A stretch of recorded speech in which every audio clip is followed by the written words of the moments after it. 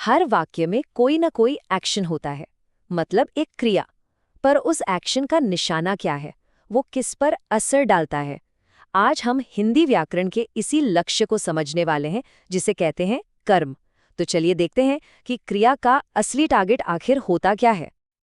अच्छा, इससे पहले कि हम परिभाषाओं में उतरें, बस एक पल के लिए सोचते हैं। जब भी कोई काम होता है तो उसका असर किसी न किसी चीज पर तो पड़ता ही है ना? बस यही एक सवाल हमें सीधे कर्म की जड़ तक ले जाता है। और सच कहूं तो यही वाक्यों को असल में समझने की चाबी है। तो ये रही इसकी सीधी सरल परिभाषा। इसको ऐसे समझिए, मान लीजिए क्रिया एक गेंद है। अब जब कोई उस गेंद को फेंकता है तो वो जिसे जाकर लगती है, बस वही कर्म है। ये क्रिया का सीधा टारगेट है जो एक्शन को रिसीव करता है। चलिए इस उदाहरण को देखते हैं। यहाँ क्रिया है पढ़ी, तो सवाल उठता है क्या पढ़ा? जवाब बिल्कुल साफ है, किताब। पढ़ने का पूरा असर सीधे सीधे किताब पर पड़ रहा है। तो बस यही हमारा कर्म है। देखा कितना आसान है। तो ठीक है, कर्म की पहचान करना तो आ गया, लेकिन कहानी यहीं खत्म नहीं होती। कभी कभी क्रिया का असर एकदम सीधा होता है और कभी कभी थोड़ा घुमावदार। चलिए कर्म की इन दो मुख्य परतों को खोलकर देखते हैं। यहाँ मामला बड़ा दिलचस्प हो जाता है। बाईं तरफ देखिए, मोहन ने सेब खाया। खाने का सीधा असर किस पर हुआ? सेब पर। यह है सीधा कर्म।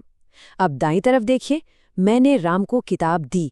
यहाँ देने का सीधा असर तो किताब पर हुआ, तो किताब हुई सीधा कर्म। लेकिन इस एक्शन का एक अप्रत्यक्ष असर भी है। ये किताब किसे मिली? राम को। तो राम यहाँ परोक्ष कर्म है, जो एक्शन को इनडायरेक्ट तरीके से रिसीव कर रहा है। सीधा और परोक्ष कर्म तो बस शुरुआत है। हिंदी व्याकरण की असली खूबसूरती तो इसकी बारीकियों में है। कभी कभी कर्म सिर्फ एक टारगेट नहीं होता, बल्कि कुछ खास भूमिकाएं निभाता है। चलिए कर्म के कुछ ऐसे ही स्पेशल किरदारों से मिलते हैं, जो वाक्यों को एक नया मतलब देते हैं। तो हम तीन खास तरह के कर्म देखेंगे। पहला है संप्रदान, जो देने का भाव दिखाता है। दूसरा है अपादान, जो अलग होने का भाव दिखाता है। और तीसरा है अधिकरण, जो जगह या आधार बताता है।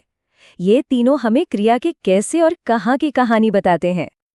पहला खास किरदार है संप्रदान कर्म। इसका सीधा सा मतलब है किसी के लिए कुछ करना या देना। जैसे इस वाक्य में सम्मान तो दिया गया, लेकिन वो पहुंचा किसके पास? गुरु को। तो जिसके लिए क्रिया की जाती है वही संप्रदान कर्म कहलाता है। अब आता है अपादान कर्म। इसका काम है जुदाई या अलगाव दिखाना। मतलब जब कोई एक चीज से दूर जाता है, जैसे वो घर से बाहर गया। यहाँ घर वो स्टार्टिंग पॉइंट है जहां से वो अलग हुआ है। तो जिससे भी अलगाव होता है वही अपादान कर्म है। और हमारा तीसरा विशेष कर्म है अधिकरण। ये कहाँ सवाल का जवाब देता है। एक्शन हो कहाँ रहा है? मोहन बिस्तर पर लेटा है। उसके लेटने का आधार क्या है? बिस्तर। तो जो भी शब्द क्रिया का ठिकाना या आधार बताए वो अधिकरण कर्म है। ये एक्शन को एक लोकेशन देता है। तो हमने कर्म के कई अलग अलग रूप देखे। अब समय है इन सारे टुकड़ों को जोड़कर एक पूरी तस्वीर देखने का। ये सारांश हमें एक ही जगह पर सब कुछ याद रखने में मदद करेगा।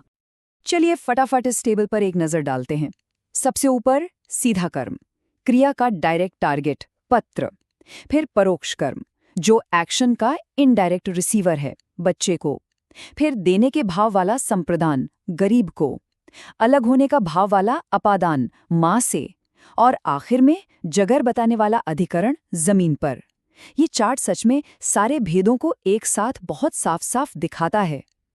तो अब सवाल ये उठता है, इस जानकारी के बाद जब भी कोई कुछ पढ़ता या सुनता है, तो क्या वाक्यों में छिपे कर्म के इन अलग अलग रूपों को पहचानना मुमकिन है?